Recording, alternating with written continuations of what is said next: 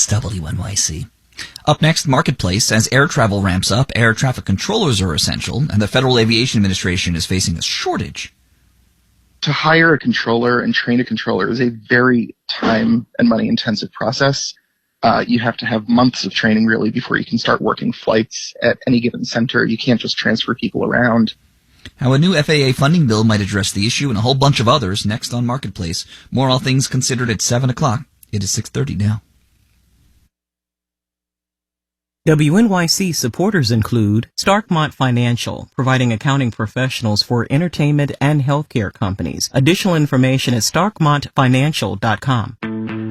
If you believe democracy requires a free press, your station is WNYC, 93.9 FM and AM 820, NPR News and the New York Conversation.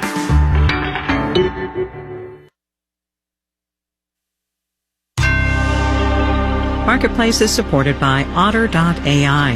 If someone's late to a meeting, Otter's AI-powered meeting assistant catches them up with instant answers. More at Otter.ai. On the program today, we will do our usual Friday thing. We'll talk small business and global inflation as well. And we'll end with gray water. From American Public Media, this is Marketplace.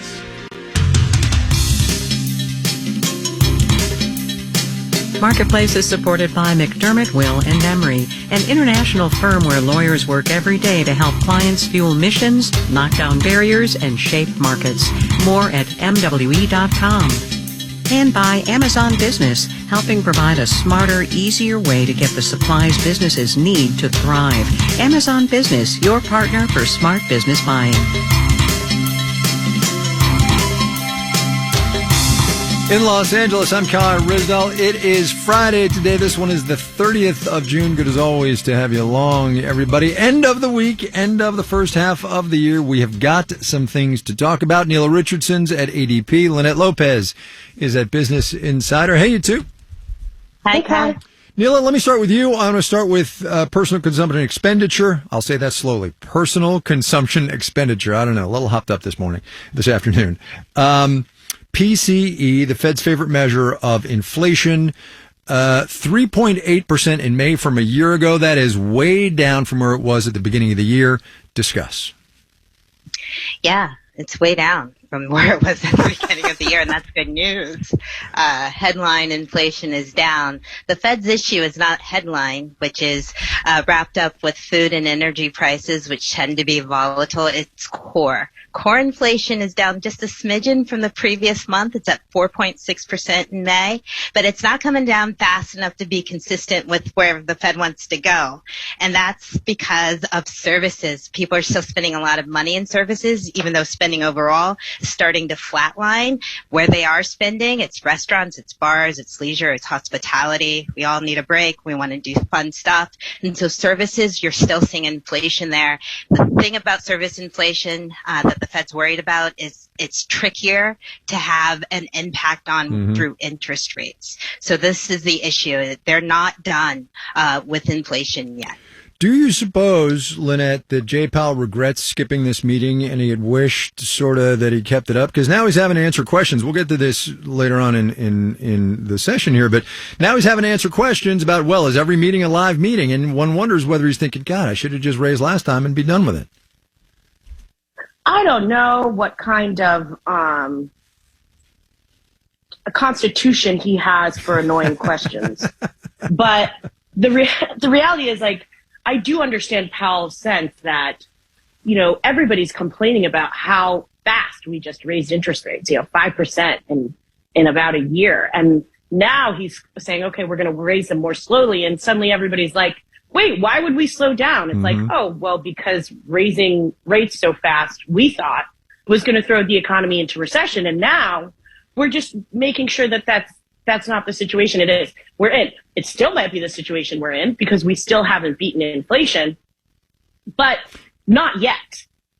Our consumption and expenditure, it still shows that there is life in the American economy and people still have some cash and they want to go do things. And the labor market's still tight. The housing market's rebounding. The American economy is stronger than anybody had expected. So yes, I'm sure he's going to have some annoying questions about the rate at which he is going to continue raising interest rates. But that's still it. He's still raising interest rates. It's just the rate, the pace of raising interest rates that has changed. Neil, let me ask you this, though, right? As Lynette pointed out, the economy is doing well. We learned this week that final numbers on GDP for the first quarter up 2%, right? 2% growth, which is really solid. Last month's jobs report was 339,000 new jobs. How do you get from here to recession? It's hard to do, right? I mean, recession has been kind of playing Where's Waldo for the past 2 years. Like, people have been talking about it. It's coming around the corner, and it's not coming yet. In the first quarter, revision upward is just another indicator that the recession doesn't seem as near and close as people have thought about it. And if you want to look for evidence of that, look at the labor market. We're going to get new labor market numbers next week. But so far, the labor market has been resilient, underscoring resilient consumer spending. But here's the caution, Kai. The caution comes in the second half of the year because when we're looking at consumer spending, we're seeing it start to stagnate, to hold in place. And the effect of higher interest rates on consumer spending, especially when some consumers are looking at a restart of their student loan payments, a hiking up of interest rates on their debt, it is a concern for the second half of the year. I'm not saying that there's recession. I think Waldo's still going to hide from us this year, but it's always going to be there hanging in the shadows that could pop up. Since Neela, I have you, and you are the chief economist at ADP, and ADP does a whole lot of labor economics and has payroll data. Without asking you to, divulge corporate secrets, what is your more educated than almost anybody else's guess on why the labor market is taking so long to react to what Jay Powell wants to do with it? Seriously. I think that labor shortages are a lot more persistent than the Federal Reserve took into account at the time. What we've seen is that everyone started hiring at once in 2021 when the economy started to pick back up steam. That went up into full force in 2022. Large firms, by and large, won that competition, and now they're starting to pull back hiring, but smaller firms are stepping up, now able to hire. So things are getting a little easier. I think of the labor market as solid but fragmented. We see pockets of weakness, but overall it's really, really strong, and it points out to demographics, the fact that a lot of people are retiring and we still need workers. Right. Lynette, that thing that Neela mentioned a minute ago, consumers spending, as we saw this morning in some numbers, is starting to pull back a little bit. That is super challenging. If you're, say, in retail or if you're looking for economic growth. It's not bad news for Jay Powell, though. No, it's not bad news for Jay Powell, and we're hoping that, the consumers who spend less are consumers who still, have means. So the student loan thing is annoying because the forgiveness that Biden was trying to push through is for low-income borrowers, and those people need that extra cash. It's not the, wealthier Americans, but we are seeing job losses at investment banks, tech companies, that kind of stuff. And if that's how the labor market is loosening up in kind of the wealthier and in terms of tech frothier parts of the economy, then, that might not be that bad. Like, that's kind of the best way this could happen, but it might not be the whole way it happens. Neela, real quick on the way out, and this kind of isn't fair because I'm going to limit you to a minute on this answer, but this has been a week for the Supreme Court, as you've alluded to and as Lynette has alluded to. The student loan thing, the affirmative action thing, all of those are fundamentally economic decisions. They have economic impact for sure. Right. Thank you for the because there's a lot going on, but they do have economic impacts. You're right. They do have economic impact. And so if we look at, for example, student loan debt forgiveness, it's not just impact in the current year, but what that means for future years in terms of how we educate workers in this country and support inclusive work environments. It might have a pretty strong impact, not just now, but in the future. So what I would say to lump all of this together is that we've seen tremendous change in the last 3 years. But it's not over. And workplace dynamics will continue to press upon economic resilience. And whether we want to keep that resilience up, it will go directly to the skill and productivity of workers. And just if I have a little more time, worker productivity has declined for 5 straight quarters. So in a macro sense, these decisions need to go back to how do we make more workers more productive? Because ultimately, that's what leads to economic growth. Neil Richardson at ADP, keeping me honest here on a Friday afternoon. Lynette Lopez at Business Insider. Thanks, you two. Thanks, Guy. Wall Street today ended the first half of the year with an up week. We'll have the details when we do the numbers.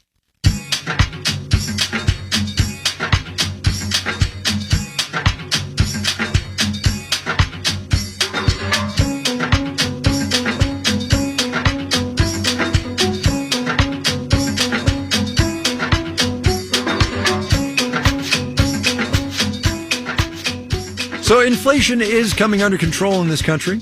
It's happening slowly, but it is. Here's the thing, though. This is not the only country on the planet that is dealing with rising prices. Inflation has been higher than here, and stickier, too, in a whole lot of other places since the worst of the pandemic. Marketplace's Lily Jamali is on the It's a Global Economy, y'all desk today. Inflation is happening pretty much all around the world, but the Eurozone has gotten an unfairly bad rap, says Pierre Lafourcade of UBS. The narrative is inflation is running rampant, but that's actually not quite true. It actually fell to 5.5% in June, which is its lowest since the beginning of last year. And a lot of that is, of course, because of the energy disinflation. Next door in the UK, meanwhile, Lafourcade says things are not great. Right now, the UK is experiencing the mother of all inflation shocks across all categories. Inflation's running at around 9%, and lower energy prices are not helping much. EY chief economist Gregory Dacko says a lot of things are keeping core inflation high.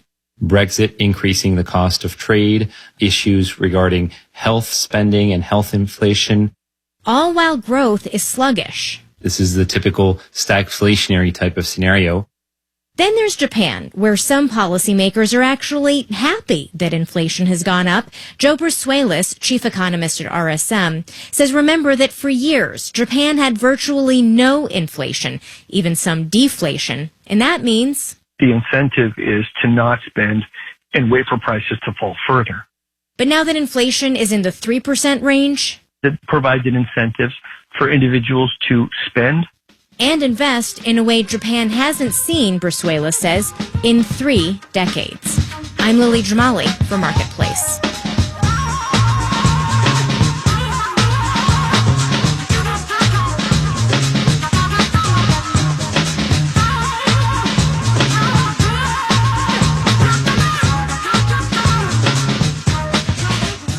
Oftentimes in the summertime, life slows down a little bit.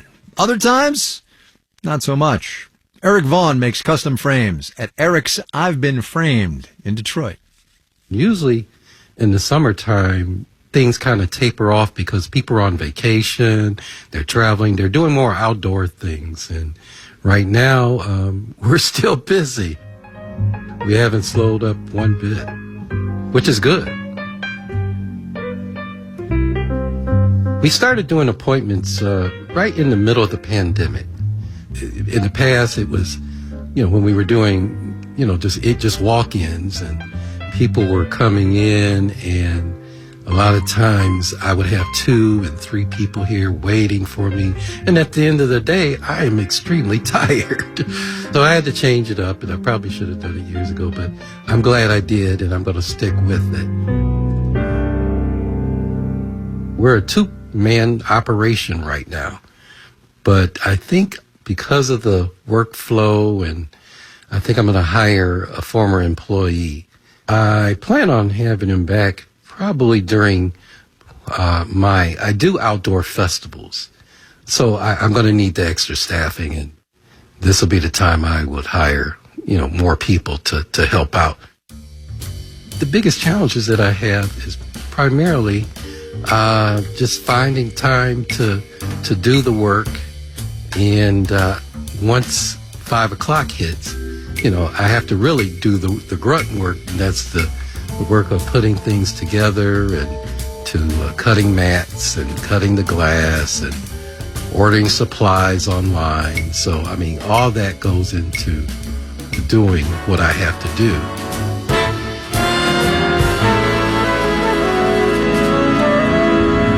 I enjoy what I do. That's the main thing. People get into jobs. I have friends that are, same age. They're retiring and they're looking forward to retirement. But I love what I do. But when I leave here, I don't do any art. I don't want to go to any art shows. I don't want to go to any gallery shows. I'm looking forward to going on vacation. We're going to Aruba. We go every year.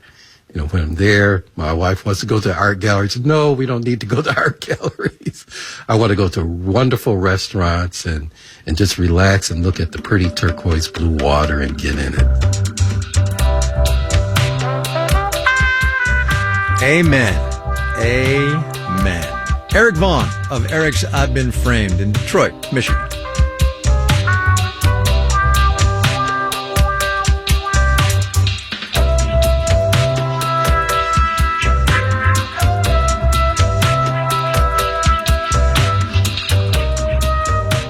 Coming up, we'll be the one unicorn house with fruit trees. Not bragging or anything, huh? First, though, let's do the numbers.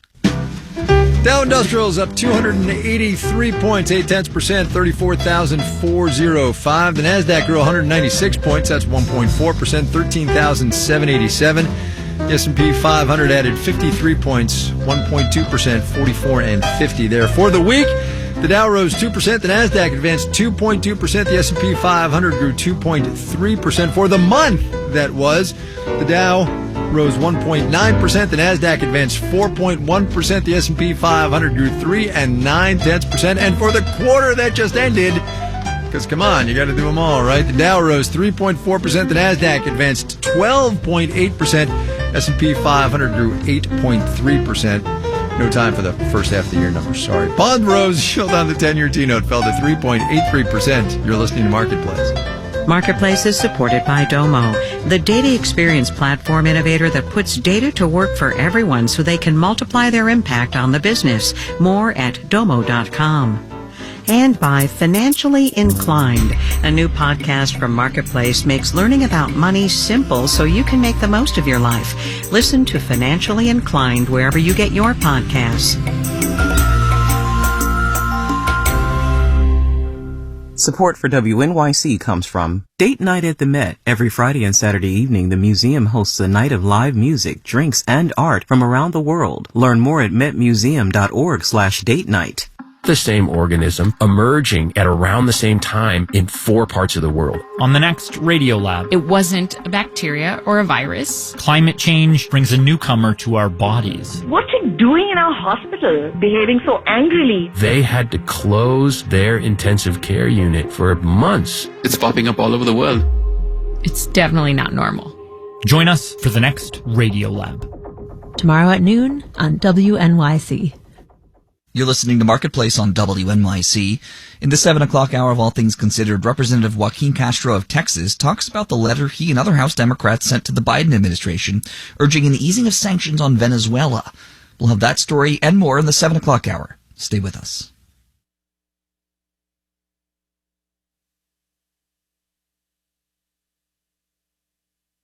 This is Marketplace. I'm Kai Ryssdal. This has been a week of big rulings from the Supreme Court, with all of them having political and legal ramifications that will play out for years, economic ramifications too, from the student loan decision to the affirmative action ruling.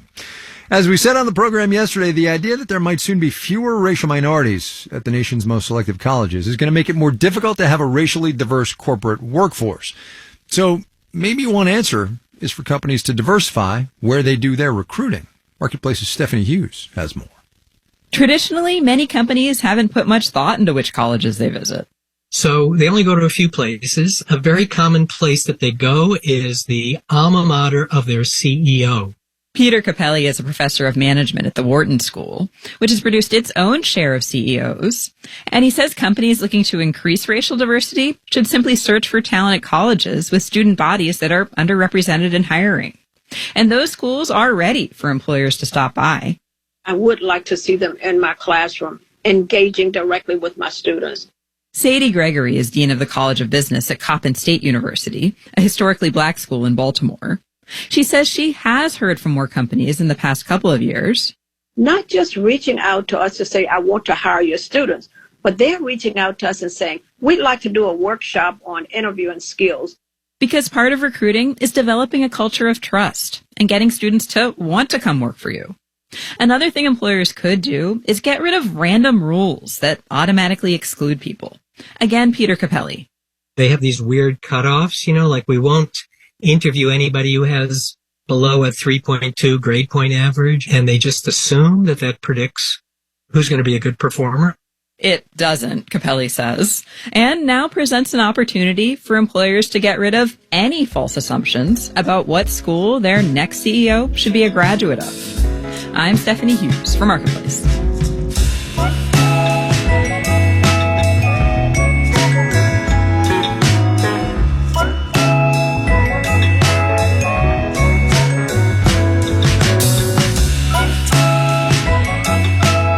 There have been, according to the website FlightAware, about 33,000 delays within, into, or out of the United States this week, with few indications that it's going to get all that much better. AAA is predicting record-breaking air travel this long holiday weekend. And while it has been well reported that airlines are having staffing and inventory problems, in other words, they can't fly enough planes to meet all the demand, some airlines are pinning some of the delay blame on the Federal Aviation Administration, which, among other things, administers the air traffic control system. Turns out Congress is currently muddling through a bill that funds the FAA for the next 5 years. Marketplace's Elizabeth Trovall is on that one. Every 5 years, Congress decides how much money to put into the FAA's checking account, says Maria Lehman of the American Society of Civil Engineers. It basically says we're going to keep doing these programmatic things over this amount of time. She says Congress should let airports increase passenger facility charges to raise money for improvements to weather radar and taxiways. Another priority? State-of-the-art technology for air traffic control. That would make better use of airspace in congested areas and is currently missing from the bill. One thing the legislation does address, at least so far, is the shortage of air traffic controllers. David Slotnick is with the Points Guy. To hire a controller and train a controller is a very time and money intensive process. You have to have months of training really before you can start working flights at any given center. You can't just transfer people around. FAA reauthorization also deals with the non-commercial side of things. Jim Kuhn with the Aircraft Owners and Pilots Association says current provisions would do stuff like develop airport hangars and make it possible so that volunteer pilots who assist in natural disasters or medical personnel can be reimbursed for their fuel. He says the House version of the bill is the most comprehensive ever to address the needs of general aviation. Planes used in medicine, business, law enforcement, agriculture, and other contexts. I'm Elizabeth Trovall for Marketplace.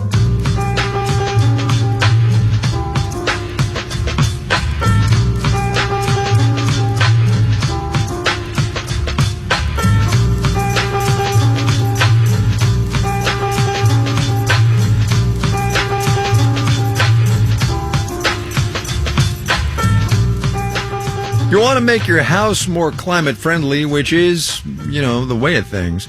There are things you can do. Solar panels, maybe. Maybe you electrify your appliances. Check your insulation, whether where you live is hot or cold. But if you're really serious, you're going to do something about water, because water scarcity is a climate problem too. And long term, the American Southwest is drying out. People are being told, really, to conserve. And that has motivated some to invest in reusing their water and getting their neighbors to do it too. Rachel Easterbrook from the podcast Parched has this story on what it takes to make the most of the water you use at home. Justin and Mindy Fox have been trying for years to make their water use more sustainable. I think every day that I put my son in the bath that I've wasted that water. And it drives me nuts. They live in Carlsbad, California, and their garage has piles of stuff with surfboards on top. On one side, the Foxes show off their newest purchase, a water reuse machine. It's kind of the size of a fridge. But a little thinner. When you go charging your car, it looks like those big batteries, those big chargers standing there. This machine will clean some of the water they use inside the house, in the laundry and the shower. That lightly contaminated water is called gray water. This machine won't make it clean enough to drink, but they'll be able to reuse the water outside and to flush the toilet. From a standpoint of a consumer, this is going to save us a lot of money over our lifetime. And he's imagining how nice it'll be to have this the next time California tightens restrictions on watering. We'll be the one unicorn house with fruit trees in a lawn that's still there because we're going to be using recycled water. Homeowners don't have to buy a machine to reuse gray water in their yards. Laura Allen built her system in Oregon mostly from off-the-shelf parts. She co-founded the nonprofit Gray Water Action, which educates people to reuse water at home. Every time there's a drought, there's a peak in interest. And that peak in interest leads new companies to offer plug-and-play gray water cleaning machines. Allen says so far they haven't been able to get enough customers to buy in. So these companies have really come and gone a lot in the U.S. over the last 20 years or so. The machine the Foxes bought is from a company called Hydraloop and costs about $5,500. That sticker price is one reason some conservation experts aren't sure gray water reuse will catch on house by house, whether it's a machine or a DIY setup. There's going to be a certain kind of person that's going to get really excited about gray water. Katie Spar works on reuse for Denver's water utility. But I think for the average homeowner, I don't know if they want another appliance in their house they have to maintain. If we think about the number of people that have rain barrels in their homes, that's kind of a direct comparison, right? In other words, not many people make the effort to collect their rainwater. Denver Water has pursued big citywide wastewater recycling, where it can control the quality of the water and reuse more of it than a single house. Especially as a utility that takes water from the Colorado River Basin. Being able to recycle water at that larger scale is critically important for us. Spar says individual homeowners who want to help in the water crisis may be better off getting rid of grass. But a lot of cities don't have citywide water recycling, and even in those that do, some homeowners want to take things into their own hands. Back in Carlsbad, Justin Fox predicts water reuse systems will someday be as popular as solar panels or electric cars, and as necessary to help people climate-proof their own lives. I'm really happy to have it here. It makes you feel like things are happening. He's so confident. Even before he installed his own water reuse machine, he bought a whole shipping container's worth to try to sell to other homeowners in California and Colorado. I'm Rachel Estabrook for Marketplace.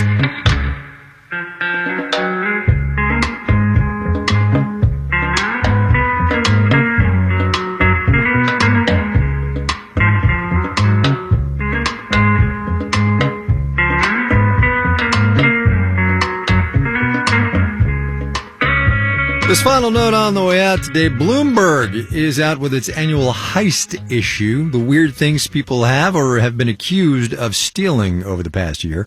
A partial list includes a truck full of COVID-19 tests in Ireland, 3 boxes of Pokemon cards worth $500,000 in South Carolina, 17.5 tons of olives in Spain, and finally, the catalytic converter off the Oscar Mayer Wienermobile. None of this am I making up.